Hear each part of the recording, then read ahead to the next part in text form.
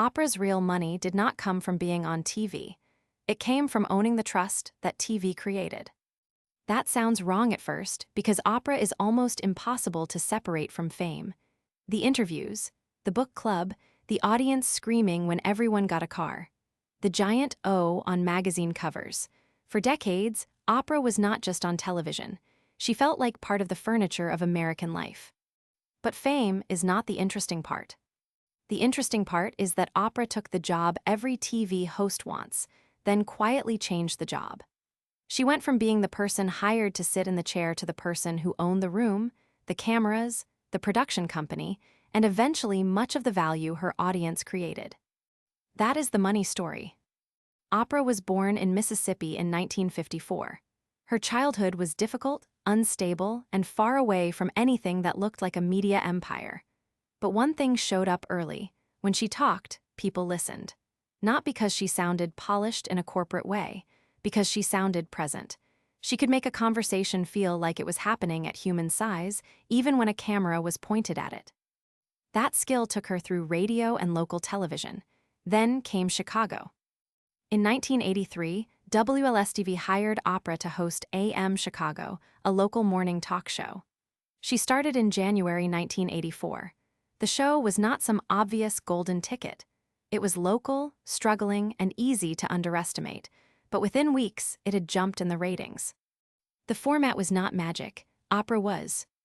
She did not feel like a distant presenter reading from a television mountain. She felt like someone sitting beside the audience, asking the thing people at home were already thinking. She could be funny, direct, emotional, and a little messy in a way that made the show feel alive. That became her first real advantage, trust. Most television hosts rent attention. They borrow it for an hour, then give it back. Oprah started building a relationship with the audience, and once you have that, television stops being only a show. It becomes distribution.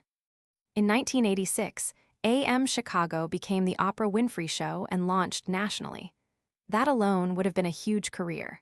A national daytime show meant influence, money, celebrity guests, and a level of visibility most people never touch. But Oprah's biggest move was not becoming more visible. It was asking, in effect, who owns what this visibility creates. That same year, she founded Harpo Productions. Harpo is Oprah spelled backward, which sounds playful until you understand what it meant. It was a control move.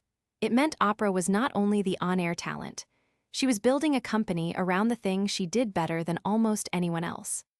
Around 1988, Harpo became the production company behind the Oprah Winfrey Show. That is the hinge of the whole story.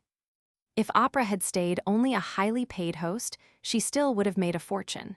But salary and ownership are different animals. Salary pays you for showing up. Ownership pays you when the thing you built becomes more valuable. And Oprah built something unusually valuable. The Oprah Winfrey Show ran from 1986 to 2011, 25 seasons, thousands of episodes. It became one of the defining daytime shows in American television. But the show was not powerful only because people watched it. It was powerful because people acted after watching it. Oprah could move a book. She could turn an unknown expert into a household name. She could make a private struggle feel like a national conversation. She could sit across from a celebrity or from an ordinary person in pain and make millions of viewers feel like they were in the room. That is not just popularity, that is leverage. First, Oprah had skill leverage. She could interview, listen, react, and hold attention. Then she had audience leverage. Viewers returned because they trusted her taste and her emotional radar. Then she had ownership leverage. Harpo meant the value of that attention did not only flow to a network or a syndicator. More of it could flow back into the company Oprah controlled. That is what set her apart. Not just empathy, not just fame, not just a good origin story. The rare combination was emotional access plus business control. And that combination kept opening doors.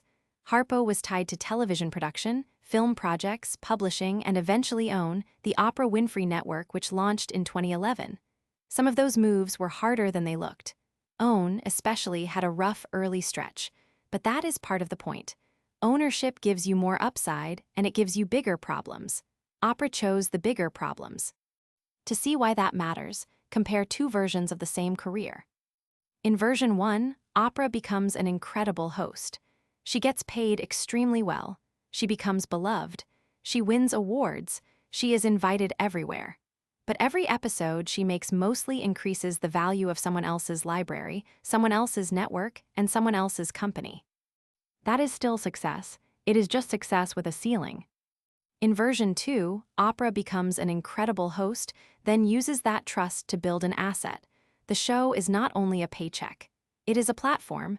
The audience is not only ratings. It is a relationship. The production company is not only paperwork. It is the container that lets the value stay close to her. That second version is the one that happened. And it helps explain why the move was so unusual.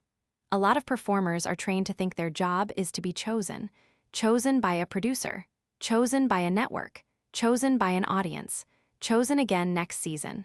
Oprah still needed people to choose her, of course, but she also built a world where she could do some of the choosing. That changed the power balance. When you own the production company, you are not only negotiating your own face on the poster. You are negotiating rights, budgets, staff, formats, spin-offs, partnerships, and long-term value. You are thinking about what happens after today's episode airs. You are thinking about the shelf life of trust. That is a different mindset from celebrity. It also made Oprah harder to replace. A normal host can be swapped out if the network finds a cheaper or younger version. But Oprah was not just hosting a format. Oprah was the format. The emotional style, the audience relationship, the brand promise, and the business structure all wrapped around her. That is powerful, but it is also risky. If the audience stops trusting her, the whole machine weakens. If she makes a bad bet, the loss is closer to home. If a project fails, she cannot simply say, "Well, the executives made me do it." Ownership removes some excuses. That is why her story is not just a comfortable success story. It is also a story about choosing responsibility. Oprah wanted more control, and more control meant more exposure. The Oprah brand also grew because it could travel. A normal talk show episode disappears after the hour.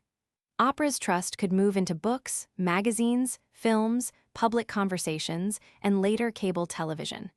The exact business outcome changed from project to project, but the engine was similar.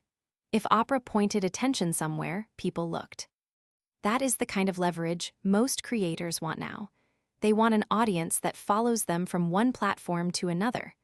Oprah was building a version of that before social media trained everyone to think that way. And there is one more thing that set her apart. She made the audience feel included in her judgment. She did not only say, "Watch this." She said, in effect, "I found this, I care about this, and I think you might care too." That is why a book club segment could become a publishing event. It felt less like an ad and more like a recommendation from someone viewers had known for years. That is incredibly hard to manufacture. Trust can scale, but it cannot be faked for long. The easy version of her story is difficult childhood, beloved host, billionaire. The more useful version is talent created attention, attention created trust, trust created distribution, and ownership let that distribution compound. That is a much more interesting machine. It also explains why Oprah was different from many celebrities. A celebrity can be famous and still be dependent on other people to package, sell, and monetize that fame. Oprah became the package, the seller, and part of the infrastructure. By the early 2000s, Forbes and other outlets were describing her as a billionaire. But the exact number is less useful than the structure behind it. Her wealth was not just a pile of hosting checks. It came from owning media assets around her own credibility. There is a lesson here, but it is not the fake one. The lesson is not be more confident, or follow your dreams, or just work hard. Plenty of talented people work hard and never get Oprah's outcome. The sharper lesson is about position. Oprah kept improving her position inside the system. She moved from employee to star to producer to owner. That is the move. And it is why her story still matters for anyone trying to understand how famous people become truly wealthy. The spotlight helps, but the spotlight is not the asset. The asset is what you own when the spotlight turns on. So, if you had been in Oprah's position in the 1980s, would you have taken the safe money as a highly paid host, or tried to own the machine behind the show? Because that is where the Oprah story stops being only inspiring and starts getting useful. Tell me which choice you think you would have made.